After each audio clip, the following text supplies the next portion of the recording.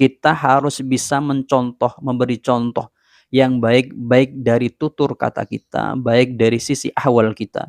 Kita boleh tidak setuju dengan orang itu, kita boleh tidak sepemahaman dengan orang itu, akan tetapi tetap kita tunjukkan bahwasanya kita ini mempunyai adab kepada mereka. Ana bicara emang kayak begini teman-teman sekalian. Ana ngomong begini, jadi apa adanya. Ana orangnya nggak suka ngada-ngada seperti kayak si Zulfikar itu, pura-pura lembut. Ananda, bukan Ananda apa Adinda gitu ya? Adinda ya, dia ngomong apa Ananda ya? Padahal kalau bicara di nasab, saya ini tua teman-teman sekalian. Tua kalau bicara di nasab. Makanya saya berani negur si Zulfikar satu ini. Ya. Jadi kalau bicara di nasab saya tua, makanya saya berani negur dia. Dia siapa? Anak kemarin sore kan si Zulfikar itu? Ya. Assalamualaikum warahmatullahi wabarakatuh. Ikhwanan dan muslimin yang dimuliakan Allah. Di dalam video tersebut kalau kita lihat ada seseorang yang mengaku dirinya sebagai zuriyah Rasulullah Muhammad sallallahu alaihi wasallam. Beliau ini ketika dia mengkritik seseorang yang beda pemahaman sama beliau di sisi tentang masalah kenasaban, tentang masalah dzurriyyah Rasulullah Muhammad sallallahu alaihi wasallam, dia itu kan kalau kita lihat yang dikritik atau yang tidak sepaham dengan beliau ini adalah Said Zulfikar, yang mana beliau itu kalau kita lihat usianya sangat jauh sekali dibandingkan dengan anak muda tadi. Tapi bahasa yang disampaikan itu tidak mencerminkan dia sebagai orang yang terhormat. Kan masalahnya seperti itu, banyak orang-orang yang mengaku dirinya sebagai orang-orang terhormat, tapi gaya bahasanya, tingkahnya atau ahwalnya tidak mencontohkan dirinya sebagai orang-orang terhormat. Ini menjadi sebuah masalah ketika dia berada di Indonesia. Di Indonesia ini merupakan eee, masyarakat yang mempunyai asumsi orang yang terhormat itu harus dibarengi juga dengan tutur bahasa, tingkah laku atau ahwal yang juga mencerminkan dia sebagai orang terhormat.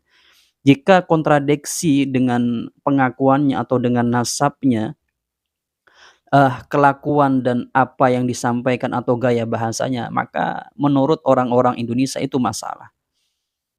Seharusnya kalau memang dia mengaku sebagai dzurriyyah Rasulillah Muhammad sallallahu alaihi wasallam dan juga tidak sepaham dengan orang yang sama-sama dzurriyyah, meskipun dia mengatakan secara silsilah ke atas kalau memang nyambung silsilahnya anak muda ini dengan Said Zulfikar, seharusnya memang kalau misalnya lah Said Zulfikar ini memanggil paman terhadap anak muda tersebut, maka tetap harus menghormati pada Said Zulfikar karena beliau ini sudah ya umurnya sangat jauh dengan anak muda tadi.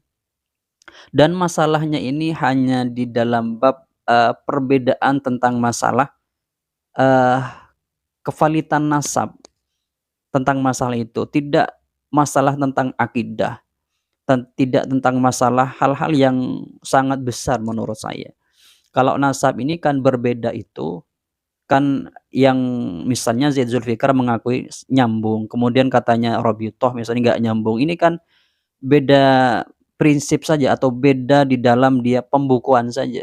Bisa saja di Robitoh itu tidak mencatat dan di Zaid Zulfikar itu keturunannya beliau atau silsilah beliau ke atas sampai Rasulullah Muhammad sallallahu alaihi wasallam itu nyambung. Jadi kalau memang sama-sama nyambung, punya pegangan masing-masing, seharusnya ya tidak ada masalah seperti itu. Maka eee, anak muda tersebut atau habib muda tersebut ya harus tetap menghormati Zaid Zulfikar karena beliau ini secara silsilah tetap nyambung beliau ini kepada Rasulullah Muhammad sallallahu alaihi wasallam. Tapi memang mungkin bahasanya itu memang tidak tercatat di Robitoh Alawiyah yang ada di Indonesia ini. Tapi untuk Robitoh yang ada di luar negeri misalnya di Yaman atau di Maroko atau di mana itu tercatat silsilahnya beliau Zaid Zulfikar ini.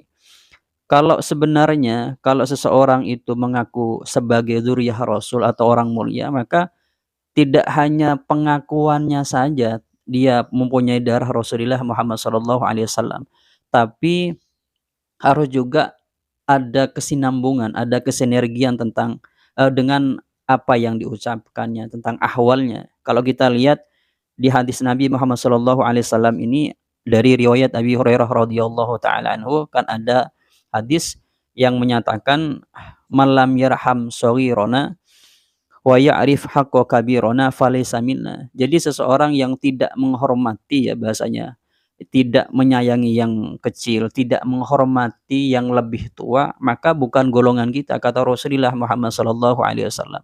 Seharusnya para orang-orang atau orang-orang yang mengaku dirinya sebagai dzurriyyah Rasulullah Muhammad sallallahu alaihi wasallam harus sangat memperhatikan hal-hal yang memang menjadi tolak ukur di orang, di masyarakat setempatnya. Karena memang Nabi Muhammad sallallahu alaihi wasallam juga memperhatikan hal tersebut.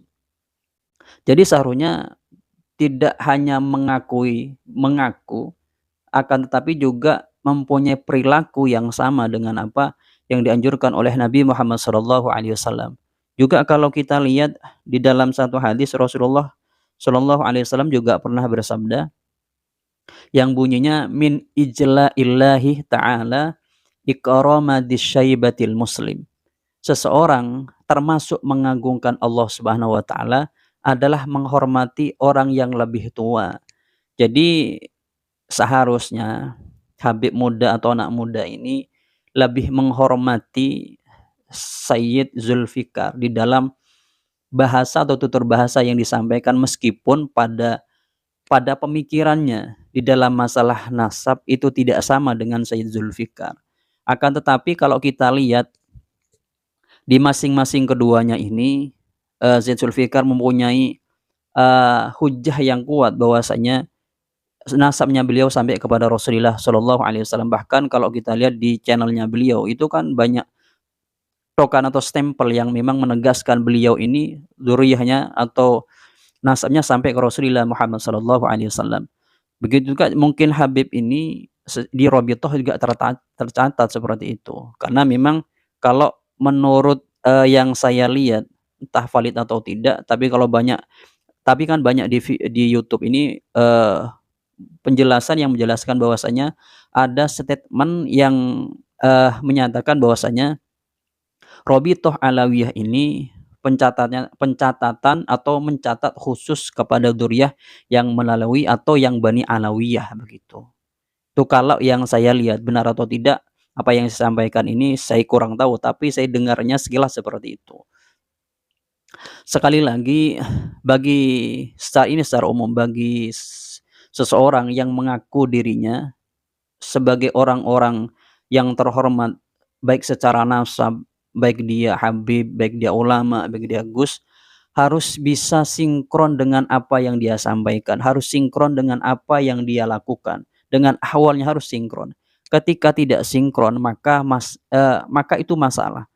Apalagi, berada khusus di Madura ya seperti saya ini, seperti di kampung saya, seperti di lingkungan saya, di orang-orang Madura. Di orang-orang Madura itu ketika dia nasabnya baik, tapi akhlaknya tidak baik, maka itu masalah.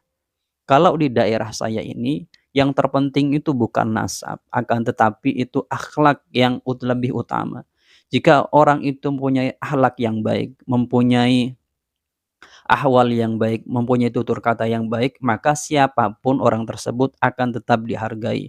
Lebih-lebih kalau dia seseorang yang mempunyai nasab seperti kiai, gus, habib, itu lebih dimuliakan kalau di daerah saya.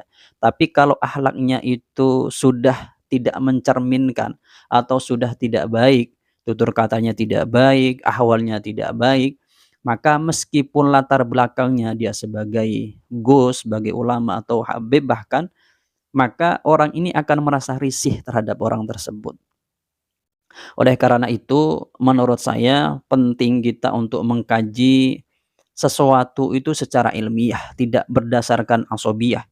Jadi begini, kadang ada teman-teman atau ada orang-orang mempunyai statement atau pemahaman begini, ketika kita misalnya mengkritik tidak sepemahaman dengan satu habib atau habaib ya, maka dikatakan kita tidak menghormati. Sebenarnya tidak begitu, karena orang yang tidak sepaham belum tentu tidak menghormati. Orang yang tidak sepemikiran belum tentu tidak menghormati. Karena menghormati dengan ilmu, dengan satu pemikiran itu satu hal yang berbeda, bukan ada ketalazuman.